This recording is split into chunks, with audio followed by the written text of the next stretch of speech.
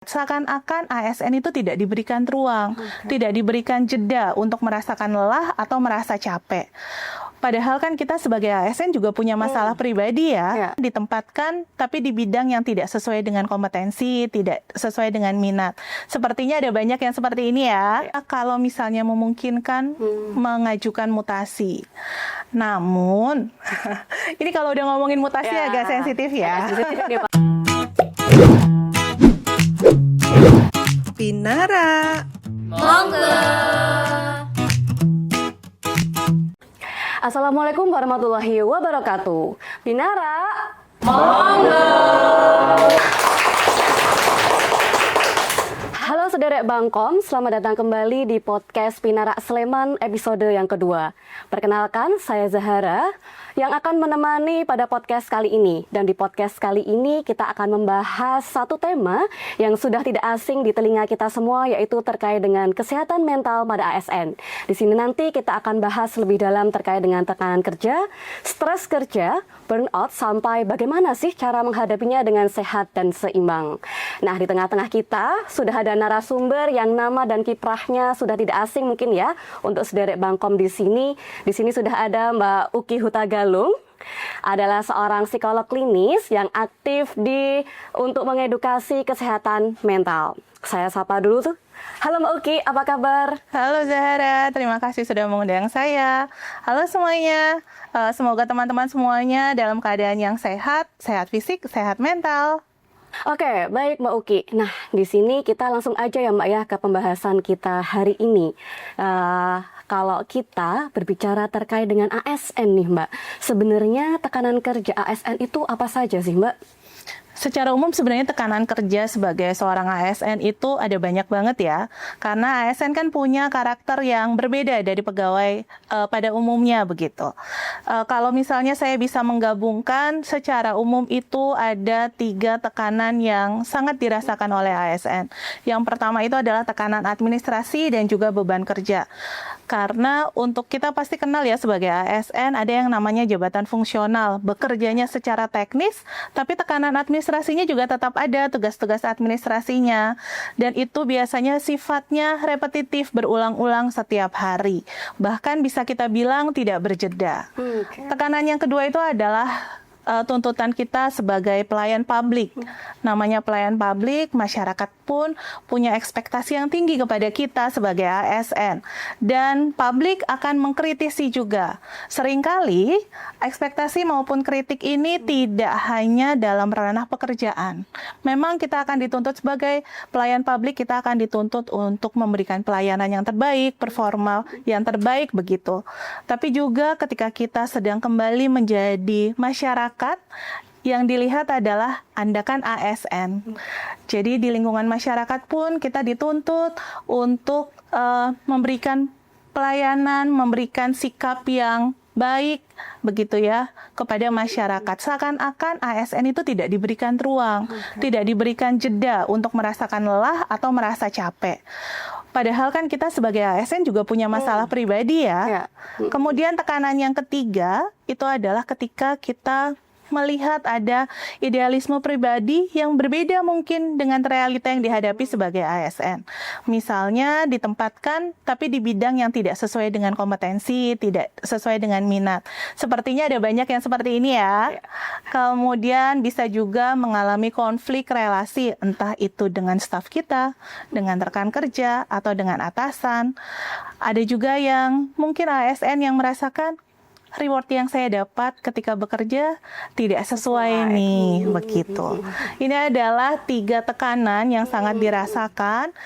Sekarang kita bayangkan, ketika kita kembali ke lingkungan masyarakat, kita tetap merasakan tuntutan tersebut, dan itu adalah tuntutan yang berlangsung terus-menerus. Tentu saja itu akan menyebabkan tekanan kepada ASN-nya. Akan ada kelelahan yang amat sangat karena tidak diberi ruang, tidak diberi jeda untuk beristirahat, begitu. Oke, berarti tadi ini ya Mbak ya, ada beberapa tekanan, kemudian tadi sampai ke rasa lelah dan capek. Berarti Mbak, rasa lelah itu bukan sekedar capek biasa ya Mbak ya? Benar sekali, jadi lelah itu ada yang namanya lelah pekerjaan, tapi ada juga yang namanya burnout. Nah, kalau misalnya tentang pekerjaan, biasanya itu kita bisa untuk stres kerja begitu ya. Kalau lelah karena pekerjaan itu adalah stres kerja, dan itu kita bisa mengelolanya. Misal ketika weekend, tadinya kerja 5 hari, kemudian di weekend kita beristirahat, biasanya kalau stres kerja, Seninnya sudah semangat lagi. Tapi balik lagi dengan kondisinya ASN yang di weekend pun ketika kita bermasyarakat masih ada tuntutan, bisa jadi nih stresnya berlangsung terus-menerus dan berkembang menjadi burnout karena tidak ada masa untuk memulihkan atau untuk berjeda. Oke, nah Mbak Uki tadi ada 2 kata kunci ya Mbak ya, stres dan burnout. Nah mungkin di sini sederek Bangkom masih bingung nih membedakan antara stres kerja dan burnout seperti itu. Nah sebenarnya apa sih Mbak bedanya? Mungkin di sini sederek Bangkom pada berpikiran bahwa ini tuh capek biasa. Nah mungkin bisa dijelaskan Mbak lebih detail seperti apa nih? Baik, kalau untuk stres kerja, yang namanya kita bekerja pasti ada rasa lelahnya. Pagi berangkat kerja, kemudian melaksanakan tugas, kemudian nanti sorenya pulang udah kecapean gitu ya. Karena 1 harian kerja gitu. Dan itu namanya adalah stres yang umum untuk terjadi. Dan biasanya pulih setelah kita beristirahat. Entah itu beristirahat malamnya, besok jadi merasa semangat lagi, atau setelah 5 hari, kemudian di weekend, di akhir pekan, kita bersosialisasi, kita berkumpul dengan keluarga, ketawa ketiwi begitu, itu stresnya mereda sehingga hari Senin bisa kembali bekerja. Nah, kalau burnout, dianya akan lebih dalam lagi. Jadi orang akan merasa kekosongan, ada kosong secara emosional, kemudian ada perasaan hilang semangat, merasa pekerjaannya tidak bermakna, bahkan setelah dianya beristirahat. Nah, sayangnya kalau burnout ini ada kelelahannya itu tidak hanya secara fisik, tapi juga secara mental dan secara emosional. Kenapa bisa sampai ke burnout? Karena stres yang berkepanjangan tanpa adanya jeda yang tadi saya sampaikan. Gitu. Oke, berarti memang ini ya Mbak ya, sangat penting kita sebagai ASN ini mulai menyadari apa sih kesehatan mental itu seperti apa, kemudian dan kesehatan mental ini jangan sampai dianggap sepele gitu ya Mbak ya. Betul sekali, karena memang pekerjaan kita itu adalah memberikan pelayanan kepada publik gitu ya. Jadi ketika kita tidak merasa sehat secara fisik, secara emosional maupun secara mental, ketika kita sudah merasakan burnout, pasti saja itu akan berpengaruh terhadap pelayanan yang kita berikan begitu. Pada akhirnya kita jadi kehilangan makna dalam bekerja. Kalau misalnya sudah kehilangan makna, bisa jadi mempertanyakan gitu ya. Sebenarnya untuk apa saya hidup? Dan pada akhirnya kan jadi berpengaruh tidak hanya ke kehidupan pekerjaan, tapi juga kepada kondisi secara umum, betul. Secara umumnya nanti juga akan ada perasaan tidak berharga, ngapain lagi, kebermaknaan hidupnya jadi hilang begitu. Oke, baik Mbak Uki. Berarti ini memang tekanan pekerjaan itu memang nyata ya, dan di sini memang perlu dikelola dengan baik seperti itu ya. Dan ternyata rasa lelah itu bisa dikenali begitu, dari penjelasan Mbak Uki itu rasa lelah itu bisa dikenali, dan kemudian di sini bagaimana caranya supaya rasa lelah itu tidak menjadi burnout, seperti itu ya Mbak ya? Betul sekali, karena burnout itu biasanya juga datangnya secara perlahan. Banyak orang yang terbiasa untuk mengabaikan rasa lelahnya, terbiasa untuk kuat, terbiasa untuk yang penting datang saja ke kantor, yang penting melakukan tugas saja, udah seperti survival instinct begitu ya. Akibatnya mereka merasa bahwa pokoknya saya harus bergerak, harus bekerja, melakukan kewajiban, dan ketika ini berjalan dengan lama, ya akibatnya itu tadi, tanda-tanda lelahnya tidak diberikan waktu untuk beristirahat dan jadi burnout. Baik Mbak Uki, sebelum kita lanjut membahas lebih dalam lagi terkait dengan stres kerja, burnout, kita akan jeda terlebih dahulu.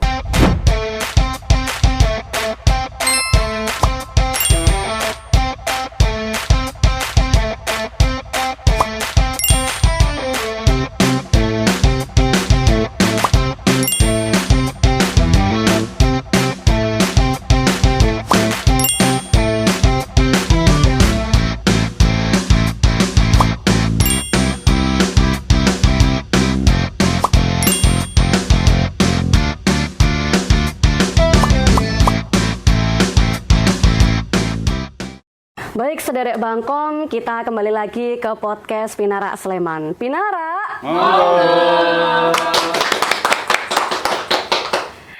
Oke, baik Mbak Uki. Tadi kita sudah membicarakan ya terkait dengan tekanan kerja secara umum. Nah, di sini saya ingin bertanya nih Mbak, terkait dengan stres kerja itu ternyata juga datang dari lingkungan ya Mbak ya. Nah, mungkin ada dari komunikasi antar atasan atau mungkin rekan kerja seperti itu, bukan sih Mbak?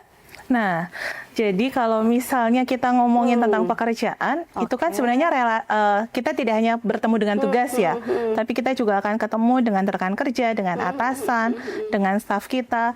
Dan memang yang paling melelahkan itu adalah dalam relasi dan dinamika dengan teman-teman kita di sekitar kita, dengan atasan, dengan staf, dengan rekan kerja yang sepantaran gitu.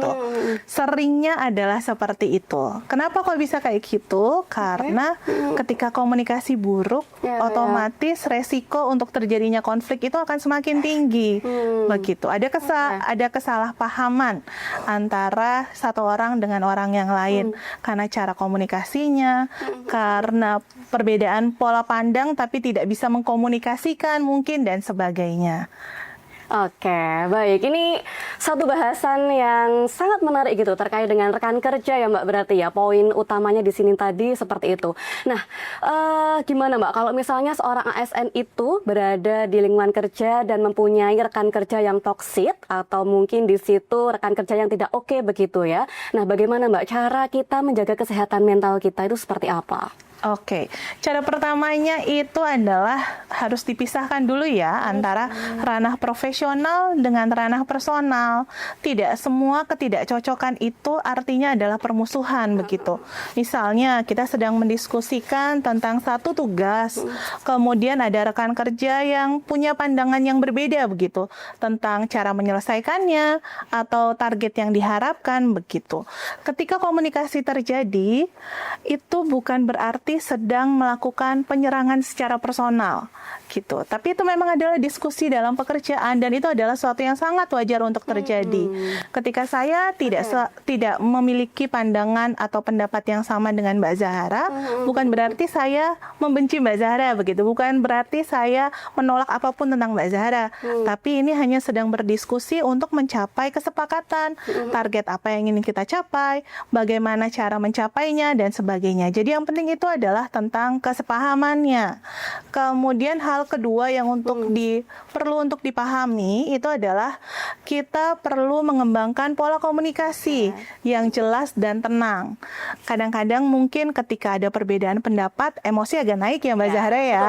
Nah, di situ kita butuh mengembangkan pola komunikasi yang tetap tenang. Jangan sampai emosi saya itu membuat percakapan jadi tidak menyenangkan atau saya jadi merasa tersinggung dengan kata-kata teman. Kemudian jangan sampai juga emosinya saya membuat orang lain jadi ikut-ikutan marah begitu. Jadi kita butuh untuk mengelola emosi juga supaya yang tersampaikan cara ngomongnya tetap dengan tenang. Kalau misalnya kebawa emosi kemudian jadi tidak tenang lagi, apa yang perlu dilakukan? Pasti itu ya pertanyaannya ya. Nah, yang butuh dilakukan sebaiknya ambil jeda saja dulu. Jadi kalau memang diskusinya tidak bisa dilanjutkan karena udah sama-sama tinggi nadanya, emosinya lagi sama-sama naik, begitu ya. Lebih baik berjeda, kemudian menenangkan diri. Cuman saran saya, jangan sampai diskusi ini kan tadi belum selesai nih. Nah, jangan sampai itu jadi tidak dilanjutkan. Tidak ada kesimpulan akhirnya gitu. Jadi setelah menenangkan diri, setelah berjeda, dilanjutkan lagi sampai selesai, sampai ada kesepahaman antara kedua belah pihak yang sedang berkomunikasi. Kayak gitu, Mbak. Oke, nah ini mungkin sederek Bangkom juga banyak yang merasakan ya Mbak ya. Jadi kalau dari Mbak Uki tadi berarti kan komunikasi yang sehat, yang terbuka mungkin ya Mbak ya, itu juga diperlukan di lingkungan kerja seperti itu ya. Nah, tapi Mbak, biasanya ada orang-orang yang memilih untuk diam begitu. Males untuk komunikasi, mending diam aja. Nah, cara diam atau mungkin pasrah di sini ya Mbak ya, supaya yang lainnya ini yang ngajak komunikasi nih. Nah, itu apakah cara yang sehat dan cara yang baik Mbak untuk mengelola itu?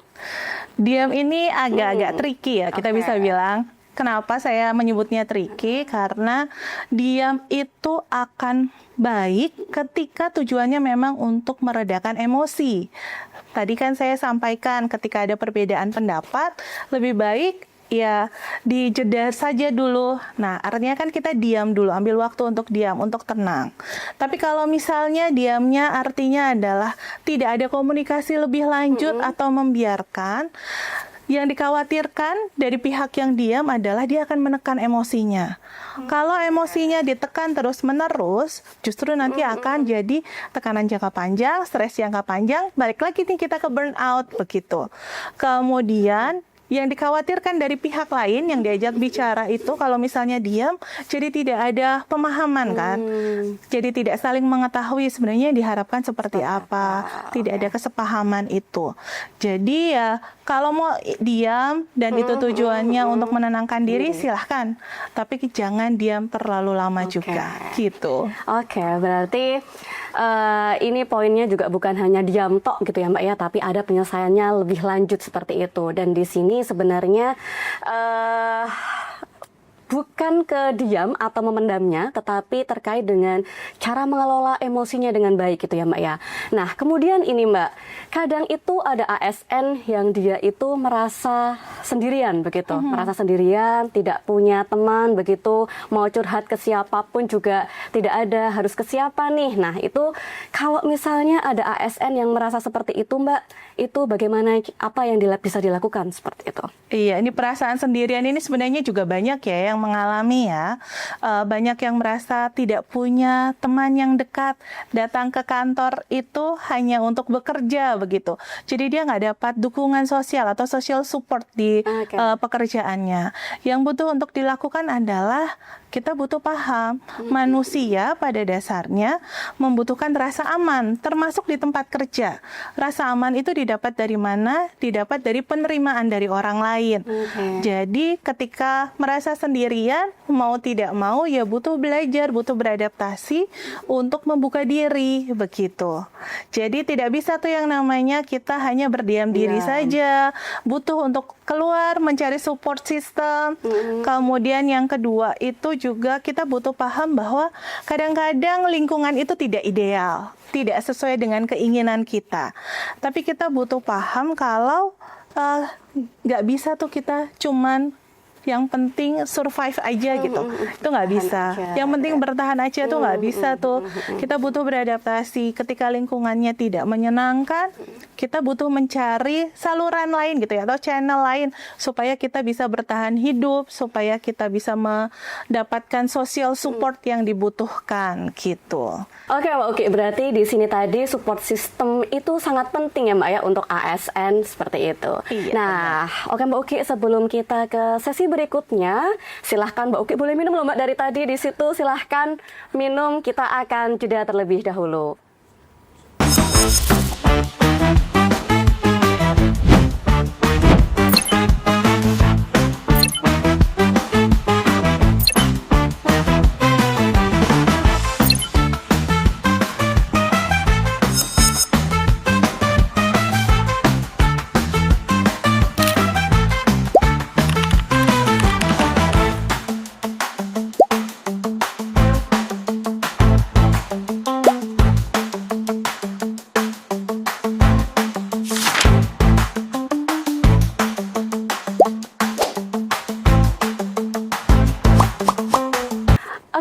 Kita balik lagi ya Mbak ya, dan kita akan lanjut ke sesi berikutnya. Nah di sini Mbak, ada pertanyaan lagi nih Mbak. Seorang ASN nih Mbak, misalnya dia ditempatkan yang tidak sesuai dengan minat kemampuannya, kemudian apakah dia Mbak harus mencintai pekerjaannya saat itu? Nah itu bagaimana itu Mbak Uki? Oke, kalau kita ngomongin tentang ASN, pasti kita ngomongin juga tentang birokrasi ya.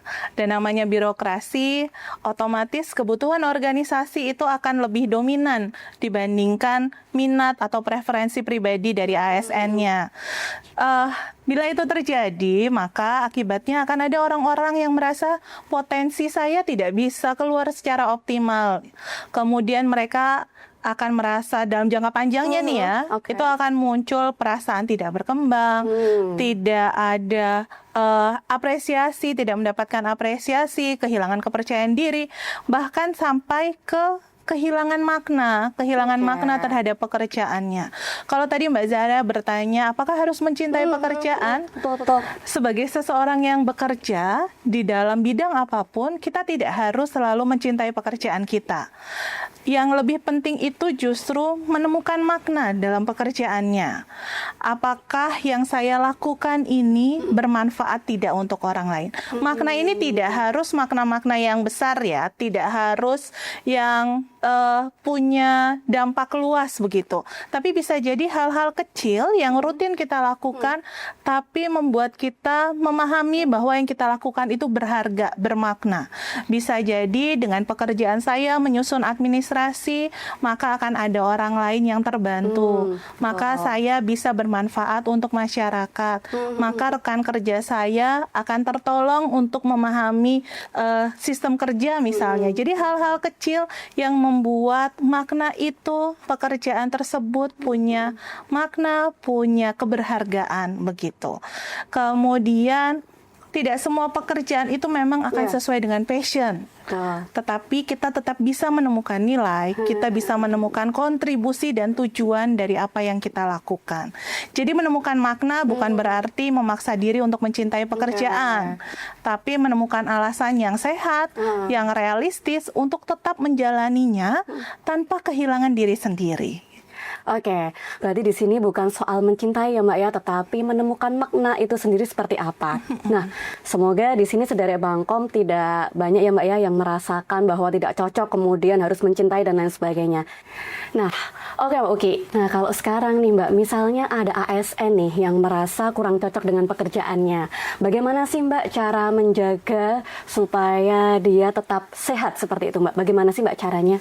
Baik, ketika misalnya tidak cocok dengan pekerjaan yang sedang dilakukan yang saat ini gitu ya.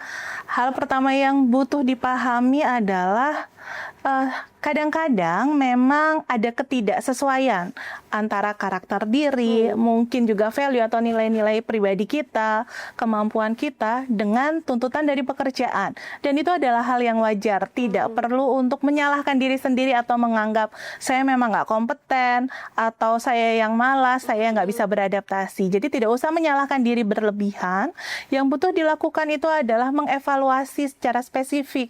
Sebenarnya saya nggak cocoknya di mana ya? Apakah saya tidak cocok dengan tugasnya, dengan lingkungan kerjanya, dengan teman-temannya, atau sebenarnya kondisi mental saya yang tidak baik-baik saja gitu. Karena untuk setiap permasalahan itu solusinya pun akan beda-beda begitu.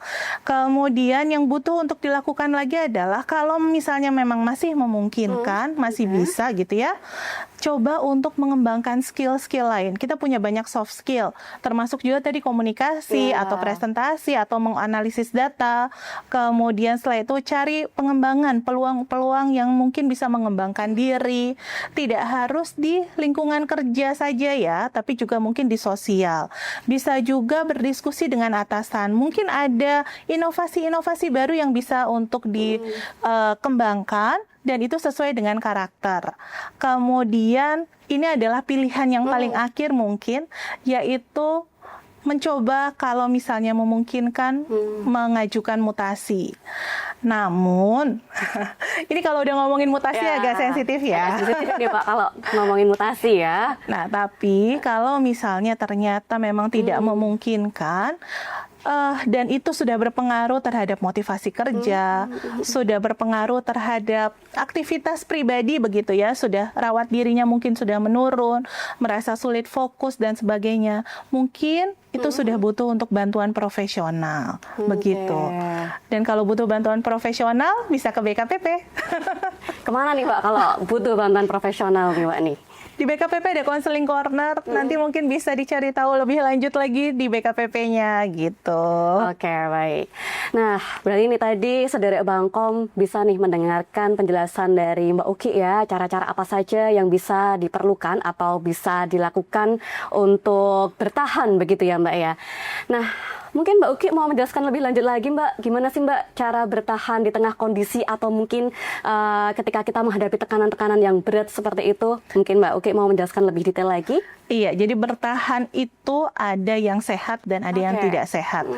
Ketika kita bertahan tapi itu jadi bentuknya autopilot gitu ya, hanya bekerja, datang ke kantor, tapi rasanya berat dan tidak ada makna, maka itu namanya bertahan yang tidak sehat. Yang butuh dilakukan adalah bertahan dengan pola kerja secara sehat. Jadi kita butuh beradaptasi dengan lingkungan kita. Adaptasi yang sehat ini tetap yang tidak membuat kita kehilangan jati diri kita sendiri gitu. Jadi bertahan secara sehat ini harus bertahan tanpa kita tetap mampu menjalankan pekerjaan kita, kita mampu menjaga relasi kita dengan orang lain, kita mampu untuk berpikir secara logis, jadi secara mental tetap sehat, secara relasi tetap sehat, kemudian identitas diri kita sebagai manusia itu juga tetap dijaga, sehingga kita tidak kehilangan makna dalam kehidupan kita sehari-hari. Kemudian hal penting untuk disadari, pekerjaan itu hanya salah satu bagian dari hidup. Kita jangan membuat pekerjaan sebagai makna keseluruhan dari diri kita begitu. Ketika ada kendala di pekerjaan, bukan berarti kehidupanmu secara umum itu terkendala. Pekerjaan itu hanya bagian kecil saja gitu. Oke, baik Mbak Uki, penjelasannya sudah sangat komprehensif begitu ya, Saudara Bangkom. Nah, mungkin di sini Mbak Uki, Saudara Bangkom di sini mungkin masih ada yang ragu ya untuk mencari bantuan. Tadi juga Mbak Uki sudah menyinggung seperti itu bahwa di BKPP ini ada counseling corner gitu. Nah, pertanyaan saya nih Mbak, kapan sih Mbak seseorang itu perlu mencari bantuan itu ketika apa nih Mbak?